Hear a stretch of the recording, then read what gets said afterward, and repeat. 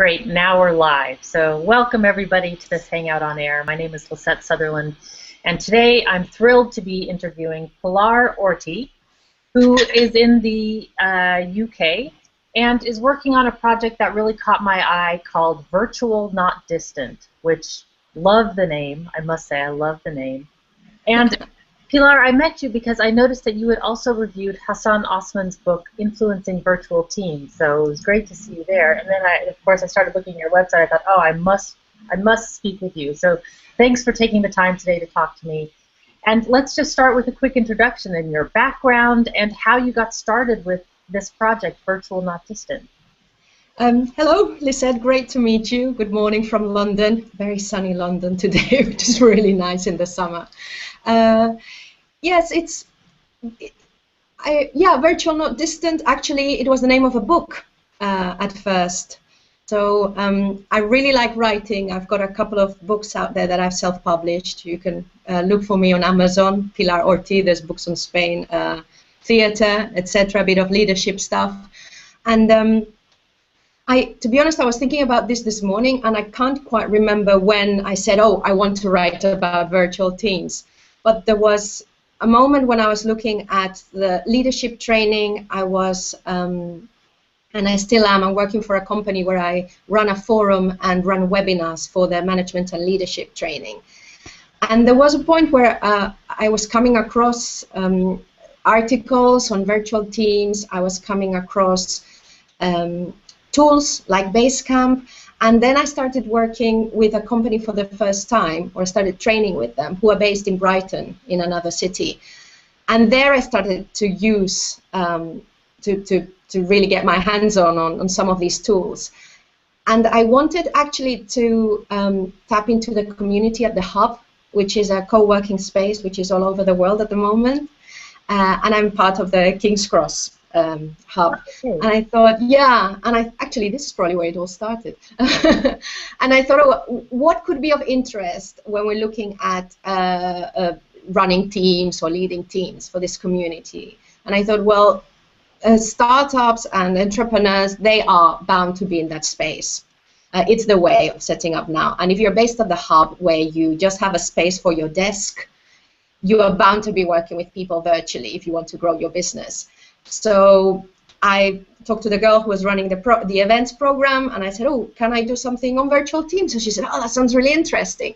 So I did a little talk. It only really covered virtual distance, so the fact that we're separated physically, but there's also distance around operations. That's usually where the problems are, how we're operating. And of course, there's distance around how we behave and how we act as human beings. So that was really nice for that talk, and I thought, yes, there is a lot more to that. This is not about just physical distance, obviously. And from that, I started looking, and the book was just too hard because it was so vast. So I decided, let's start blogging. Let's see what happens. And I noticed that when I was sharing my posts on Twitter, as opposed to when I was sharing more general leadership stuff, I was getting quite a lot of reaction. So people were retweeting, they were interested, they were looking at my profile and saying, oh, your site looks interesting, which is a reaction I hadn't had when I was blogging in the Unusual Connections site, which is a company where I was delivering more traditional leadership and team development programs. Oh, interesting.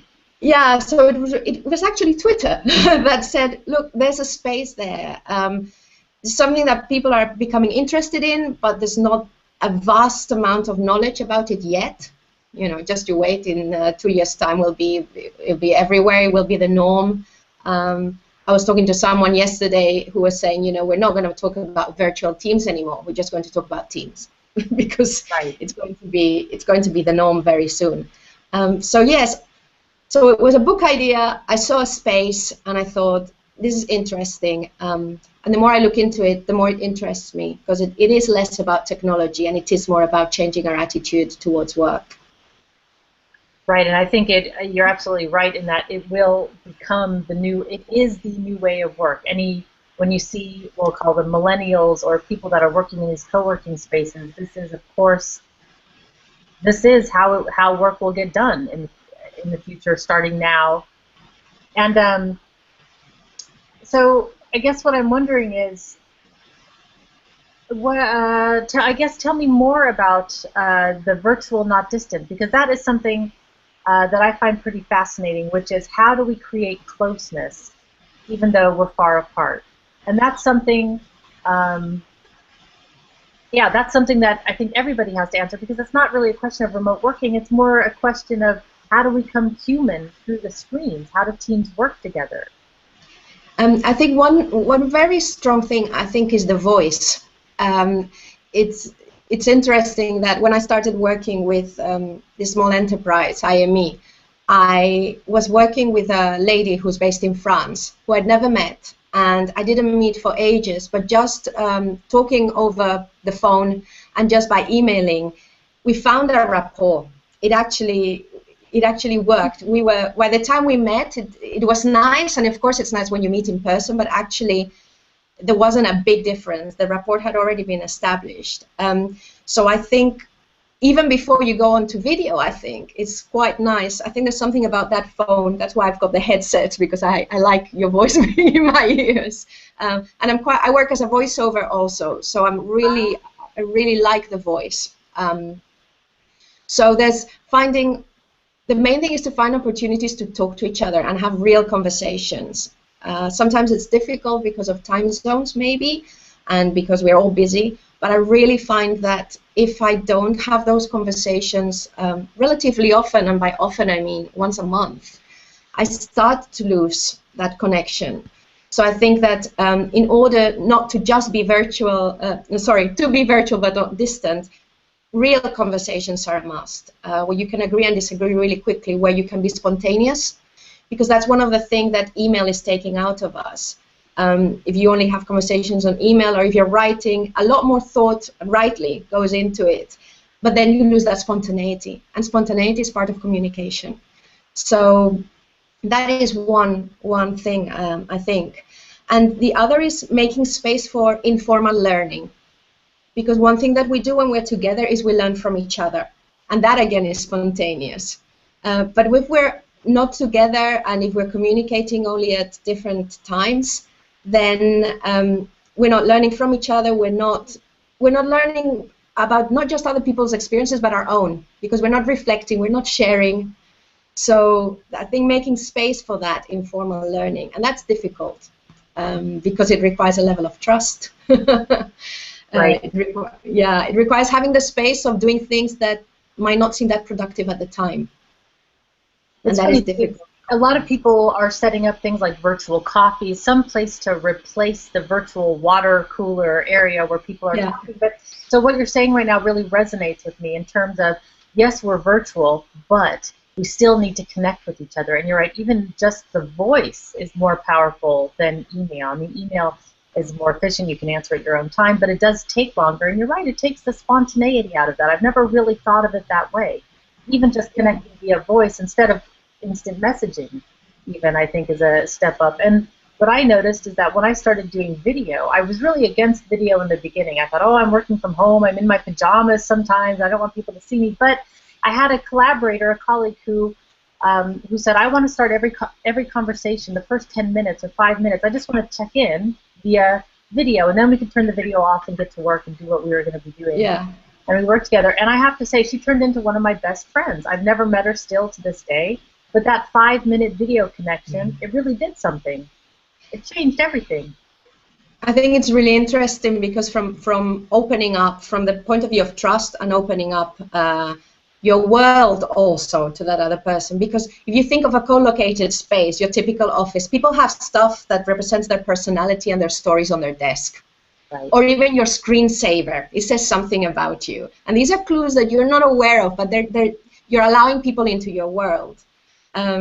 So by doing what you're saying, and actually by being there in your pajamas, is a great way to allow yourself. But I think that also shows how much our attitude to work is changing. Attitude to work is changing. We're allowed to bring these things in. As I was saying, I work as a voiceover sometimes, and I was working for a toy company. And we had one client in Barcelona, so they were just in my ears. And there was the MD of that, or the project manager of that project, was in the UK, but it was half term, so he was working from home because his children were at home. So he had his Skype or whatever open, and he was like, "Yeah, well, just carry on talking. I'm just here making the breakfast for my kids," and you could hear the dog in the background, and all of that was acceptable. It was acceptable at that point, and it, you know, and I remember that session because of that. So yeah. Right, it's an opportunity to really personalize the workplace. And I think maybe the virtual team or the virtual working is not just personalizing the workplace virtually, but I think maybe it's helping to personalize the workplace even if you're working in an office with somebody. Yeah. These are the things that we didn't do before. It was really, you come into the office, you're in your suit or in your, you know, more formal Yes. clothing, and you sort of put on an office face. And now we're starting to realize that personalizing that makes it much more powerful. Yeah. And I'm also sorry. No, go ahead. And I'm also interested in exactly what you're saying, is that we try to take what we have in the normal, in the co-located workplace into the virtual setting, but I think there's a lot we can learn from the virtual setting that we can apply back at more traditional settings. Mm-hmm. And the other day, for example, I had a conversation with someone who works for a housing company in the UK, and they're using Yammer to, which is a, you know it, but for anyone who doesn't, a social enterprise collaboration tool, which I suppose has been set up for virtual teams. But he was using it in a co-located space because they found that they were spending so much time catching up in meetings that they needed a space to do a lot of catching up every day. And so they now use this online platform, even though they're all in the same building. But they share stories, they tell each other anecdotes, and it's really strengthening their communication. And so it's really interesting. I'm also interested in that crossover, bringing back what we are changing because we're working virtually, and bringing that back into how we're operating in more traditional settings. Indeed, it sounds to me that's one of the concepts that I've been really interested in lately, is a concept that John Stepper's writing a book about called working out loud, which is narrating your work to those that you work with and making it more observable to others. And in remote teams, it tends to be a necessity. We have to know what each other are doing, because when you're in an office, you can kind of see and hear, you have all the different senses. But what I think I'm finding, or what I'm learning, is that this concept of working out loud is helpful to everybody, not just remote workers. So it sounds like, just like in this office example setting that you're saying, that people are narrating their work and making it more observable, and it's helping them collaborate even though they're in the same office together. Yeah. So it sounds to me, when I listen to what you're saying, it sounds to me that trust, this issue of trust and personality and humanizing the workplace, is a really big issue. And indeed, amongst remote workers, I think trust is probably one of the #1 issues that comes up. How do we know people are getting their work done? How do we know people are working? Do you have other things in this area of trust that you're learning about, or examples of companies that are struggling with this, or things that we can do to enhance trust on virtual teams? I think I was talking again to a company. It's a small business, and she's really grown, but it's a little bit different because she's grown from a home-based business, and then it's just grown. So she started working remotely, well, from her bedroom 14 years ago. So she's used to working like that. But how she starts recruiting people at quite a junior level, and then she continues, then brings them up to project management level, and she's paying a lot of attention to recruitment and recruiting the people who can work in this setting, and taking a lot of time in that, and then training the people that are working out with her so that they can continue working in the company. So I think that's one thing about trust, is being very conscious that you need to bring people who are right for your way of working and for the team. If you're creating a new team, or sometimes this just happens and you've got to get on with it. And in that, it's not different from any other team. You have to bring the right people in, or you have to make sure that the culture is strong enough so that everyone knows what their behaviors are in working in this way, or that you either provide training or whatever. So like with any business and any kind of working, you just have to make sure that the fit is right, or you arrange ways of making that.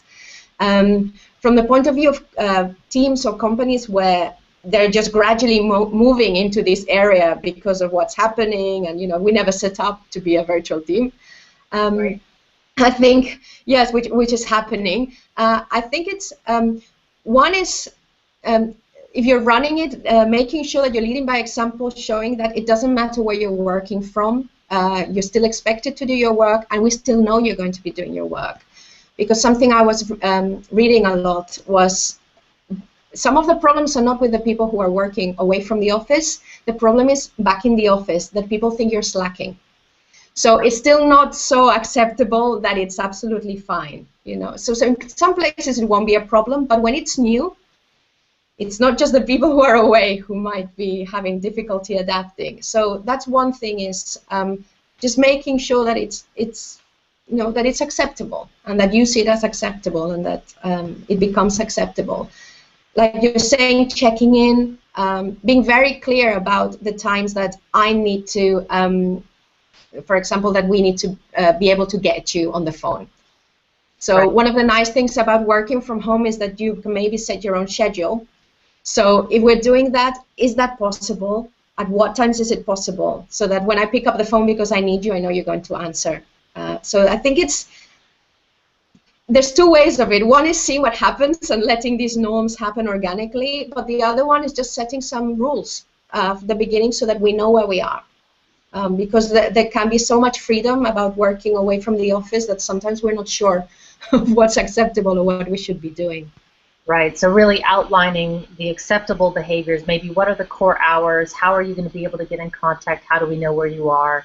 And indeed, when there was one article that I read that says trust on remote teams is based on reliability, responsiveness, and consistency.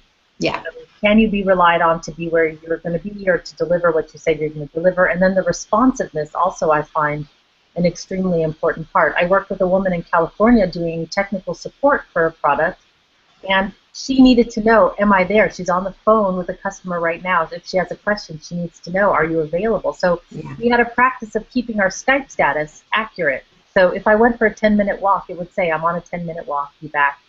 Yeah. Time. Yeah. And then she knew, like, oh, Lisette's not there, I need to do something else. But it was that real time, in the moment, knowing that I'm there, that was really important and built a camaraderie between us. Yes. And this lady I was talking to, who's really happy with her business, that's one of the things they do. Their Skype is open all day, mainly the chat, but if someone is doing something, like when she was talking to me for the podcast, she would have had on her status back at whatever 10:30, and she was saying that by having this open, if somebody has a problem, they know they can come on onto Skype, communicate, and everyone will drop whatever they're doing to come and help them. So it's if you can do that, if you're all working in the same time zone or more or less, then why not keep Skype open or some sort of chat, like you say, so that you know that the other person's there. Right, so then there's plenty of instant messaging tools, plenty of chat tools, there's HipChat, there's all kinds of ways. Technology doesn't seem to be the issue. The technology seems to be, it's more a matter of just choosing something that works for your team. Exactly. So in terms of, the challenges then really are humanizing the workplace, creating spontaneity, and then the benefits of doing this. What are you seeing in terms of the benefits? What are people getting out of the remote working? I mean, of course, it's lovely to be able to work from home, but some people aren't cut out for it. I would say there's personalities that don't like it. I run into that all the time, actually. But other benefits of what you're seeing with team collaboration in this space. Well, I think the main benefit is that hopefully your mind is freer. Hopefully, I mean, these are all ideal scenarios. So if you've got a bit more control over your time, you might be able to be doing other stuff that interests you. And for me, that's always good because creativity comes from from crossing ideas and concepts, etc. So I think if you can find either a routine that really makes you more happier, actually, or if you don't have to do that routine that you've been forced to do because you have to go to the office, I think that's a real benefit. The other thing, of course, is the sense of autonomy that you get, which helps motivation. I think it's self-determination theory, which is autonomy, competence, and relatedness. So you've got that autonomy when you're not always in the same workspace. Relatedness, like we think, could suffer if you don't have this connection. But I think the point that you make about it's not for everyone is completely right. And I think this is very important. This is very, very important. It's really, it's difficult to work from home unless you have a setup. And even if you have a good setup, you need to do things like, I read somewhere someone who every morning at whatever 8:30 they leave the house, they go for a walk around the block, and then come back and start working. Because that is also something that maybe we need, and maybe you don't realize until then. So yeah, so I think the benefits are autonomy, creativity, and especially if you're freelancing or if your team is composed of people who work for other people, that's a real benefit, because then you're benefiting from the development they're getting elsewhere. Right, the cross-promotion, cross-fertilization of ideas. Yeah. And indeed, the ability to work when your energy levels are, and so, I mean, for me, for everybody has their own pattern that they like to go through the day. I know that I like to work for a few hours and then I go running, and I like to go for a long run sometimes.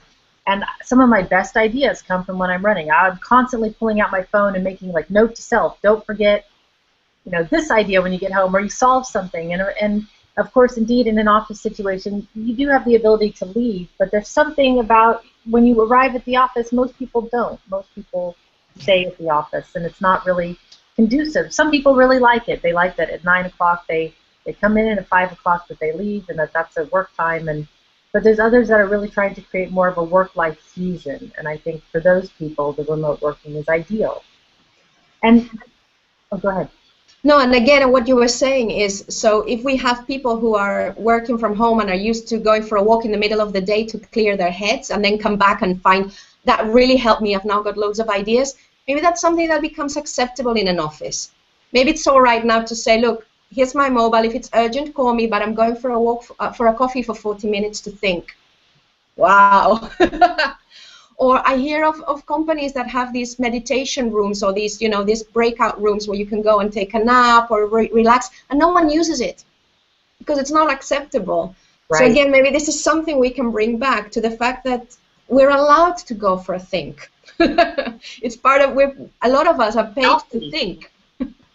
Yeah, it's a healthy thing to do, and it's healthy to rest, and it's healthy to take a nap sometimes when you haven't slept well the night before for whatever reason. Yeah.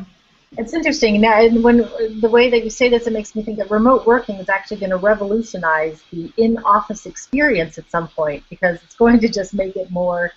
I mean, to me, but I've been doing this for so long, and I have very strong opinions, of course. But for me, it's not human to work from 9 to 5, Monday through Friday. That's just not. It just doesn't feel human. I feel boxed in somehow. And it's not that I don't want to work. I want to work when I have the energy levels, and I know that this must be the case for many, many other freelancers and entrepreneurs out there. So It's funny to hear you say, I really feel like we're going to revolutionize the office. Oh, it's the beginning, Lisette, but it's only the beginning. We're just at the beginning of a big revolution. Have you read The Future of Work? Yes. Yeah. Well, I think I exchanged a couple of tweets with him. I think it's David Copeland. And yeah, he's saying it's just not quite happening yet. And I really feel it's just the beginning. We're just at the beginning, yeah. It's a big revolution. What do you see as the main resistance to people doing this? I mean, when you and I are talking, I think, why isn't everybody doing this? It's so great. It's so useful what teams can do together when you get the best minds from all over the world. What we can do together. What do you think is the resistance? Is it trust? Is it that how do we know what people are working? Or no, I think there's I think it starts with the individual and our attitude to work. So we are freelance, we pursue work we like to do. Obviously, we're of a mindset where we want to enjoy work. But I think this is not the case for everyone. So there's still a separation, for whatever reason, of work and life. And I come to work to earn a living, and I do it well, and and then and then I've got my life where I really enjoy myself. There's still a bit of that. And I think if that's then there's not that much incentive to really change how I'm approaching work, if that's the case. The other thing is that what we see as work is still a bit fixed. Generally, you know, in Western society here, and at least in the UK and especially in Spain. So again, being at work is being at the computer, but it's not having a chat with a colleague. So there's I think it's all about changing how we view stuff. There is the thing that we have to earn a living. So sometimes some work requires a certain mindset, and it does mean that we have to have very tight structures and very tight processes. And when you're in a job that requires you to do that, there is not much room to be left for thinking of how could I do this in another way that would be better. But that's why I think it's the beginning. And because of the crisis, the nice thing I think was that a lot of people who either were made redundant or people had a choice all of a sudden. And I did see people who might have never thought, is this the right job for me, did start to think that, okay, what do I want to do? So again, from the crisis, there was this opportunity, especially in the UK, social enterprises just boomed. There's more small business, places like the Hub, which mean that you don't have to work at home. You can go somewhere else. You don't need your office. And so we've gone from that. We've gone from before we thought if we want to have a business, we need an office. Mm-hmm. Now we don't. Okay, step one. What else don't we need? Right. Well, maybe we don't need such a tight schedule. Okay, what else don't we need? And I think it's little by little. It's very, like any change program, very small steps.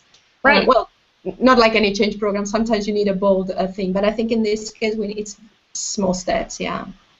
And what I'm noticing actually from the teams that I work with and people that I interview, that lots of people say, experiment with small things before you do something radical. So if you're working in an office with employees, for example, maybe have your meeting on Skype from your office, even though you're in the same office, but just simulate what it might be like if you were all working from home together. But just take small steps and experiment, and don't forget to do the retrospectives with your experiments. It really needs to be discussed. Well, yeah, you're introducing innovation, risks, time. Oh my God, Liz said that's already too much. Right. Yeah. It is, yeah. And so. But also, if a team looks like it might be moving virtually or whatever, then take 1 day off, take 2 days off. Work from another part of the building. See what it's like to spend 3 hours in the meeting room on your own thinking and scheduling instead of at your, I don't know. It's about, like you say, I think it's completely about small experiments and then learning from them. It's interesting when you say work from another part of the building. It reminds me of an experiment that I did, and I call it a work holiday, where I travel somewhere and I work from there. So during the week I'm working, and then on the evenings or the weekends I'm out hiking or just exploring where I am. And so because I can work from anywhere, I thought, well, why don't I take advantage of it? But I didn't want to be on the road all the time. But I did notice that I ended up coming up with a list of things that I needed, even though I was working remotely. And I think that if you're working in another building, and if you're working in another location in the same building, you would also come up with an interesting list of what do you actually need to get your work done when you're not at your desk, when you're not in your comfortable setting. What can you get rid of, and what can you use? I think that would be a very interesting experiment, actually. Just change. That is. Yeah, I think so. I think that because that's another thing, because when we think remote working, I think we're still thinking from home. Yes. But actually, it might be that home is not the best place, and actually what we might need is just to have flexibility in our schedule. Right. I don't know. Yeah. Right, like maybe working core hours 10 to 4, and then doing the rest some other time, or noon to 4 and doing the rest some other time, or. Yeah. Right. And then Sorry? No, go ahead. Oh, no, I was going to say that, many years ago, my father used to have a flexible schedule in Spain. He used to work for an American company. So his schedule was more flexible than the norm. And that was really important, that he could go into the office just a bit later than you'd expect. And then he'd just do his hours and just come back later than you would expect. So to be honest, a lot of what we're looking at is not new. It's just that technology has made it possible for lots more people. So Right. I think we can learn also from some of the stuff that's happened before, and just think, like you say, what works, what doesn't. Right, small experiments. Now, one of the things you mentioned before we started recording was that you were working on a book about Spain.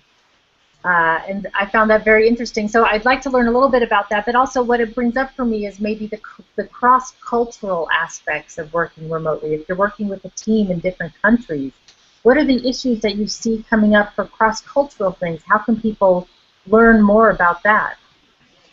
The book was written already, The A to Z of Spanish Culture, plug, plug. I've just finished the audiobook version, which I hope will come out in a couple of weeks. And what I have started, which is a very interesting project, is a podcast about Spain called Spain Uncovered. So that should be out mid-August. And what I'm doing through that is I'm talking to people, mainly Brits actually, and some of my friends, who are based in Spain, and they're entrepreneurs and what they're doing, and the differences between what you would expect when you're there and what you expect when you're maybe in the UK. I think from the point of view of working with people from other countries, I think you have to go back to you're working with a person. So you need to understand, okay, we have things like time zones. What are the time zones like? But then you need to know, do they have children? That's going to impact a lot in the hours they are going to work. Do they see work as work that I do from 9 to 5, or do they see that as something more holistic? So that's really going to change how you work with them. How do they like working? How do they like communicating, etc.? I think all of that should come first. The other stuff about, you've got, okay, what are the national holidays? If it's a very religious country, what does that entail? You can find all that out. But you can't assume also that that is going to be true for that person. I find that very interesting always, especially I've been here now for more than 20 years. And I always find there was assumptions about who I am, because I come from Spain, and that, I think that's where this comes from. It's quite personal also, and it's, well, yeah, that's the general picture there, but I am Pilar. I've always been me. So, and I think that's very, very important when you're working with people from other cultures, is that, that you have an understanding of what work is like there. So hierarchy, is it a country where we tend to look up to people who are older or who've been in a company for longer? What's the mindset? But then you really take time to understand the person and just make sure that you're not assuming stuff about them just because they speak a different language or just because they were born somewhere different. So that would be my advice. So maybe and in the same and in the same way, don't assume that people from your country are the same as you. So it's both ways. So really stop making assumptions and just ask lots of questions and be very curious. Yes, indeed, I found I'm an American. I lived in the U.S. and then I came to the Netherlands. And you're right, the holidays is always an issue. Whereas, 4th of July, it's just nobody even thinks about 4th of July in the Netherlands. It's just holidays. And of course, there's Dutch holidays which I've never heard of, and you think, oh, I didn't know that existed. Okay, and then of course, if you're working with U.S. clients, you're still working even though everybody else in the Netherlands is out on a terrace. So yes, Queen's Day or King's Day now. Sorry. Exactly. Perfect example. Things that in the U.S. they're just not even aware that it's happening. So that's true. So interesting in terms of the cross-cultural connection, thinking of people as people. So this has been a conversation which I've focused on the humanizing and the personalizing of the remote work experience, which I really enjoy, and it's come up more in the conversation with you than with any of the other interviews that I've done. So I'm really enjoying this in terms of how the human connection of it. And indeed, we've come up with a webinar series called Punch Through the Screen, which is how to make online presentations more engaging. But I think to the remote workspace, which is how do we punch through the screen and really engage and converse with each other and make the experience more human. So I see on your website, though, that there's coaching and consultancy and trainings and interviews that you're doing. Do you want to talk a little bit about the kinds of services that you're offering to remote teams? Yes. I'm in the beginning of defining, because I think that in my head it's quite clear at the moment, but I need to communicate this, obviously. And it's a mixture of everything you said. It's a mixture of coaching, consulting, training, and it very much depends on where the team is at. So what I'm looking for, my ideal client would be someone who's got a team where not everyone is located in the same office, maybe in a bigger company. And there are some issues, some things that are happening, and they don't quite know how to deal with it. So it's a question of coming in and seeing where they're at now, what is working, what isn't working, what they think the barriers are, and then seeing where they want to be. So, okay, you're not quite happy, can't maybe put your finger on what's not working. What would the ideal situation look like? So that's the coaching piece. And then we start to look at, right, so do you think we need to change your process? Do we need to change your behavior? Do you need a tool? Bit of technology. So I think my instinct is that a lot of the time is going to be about behavior, and a lot of coaching with the team leader to make sure that they're not sending the wrong signals.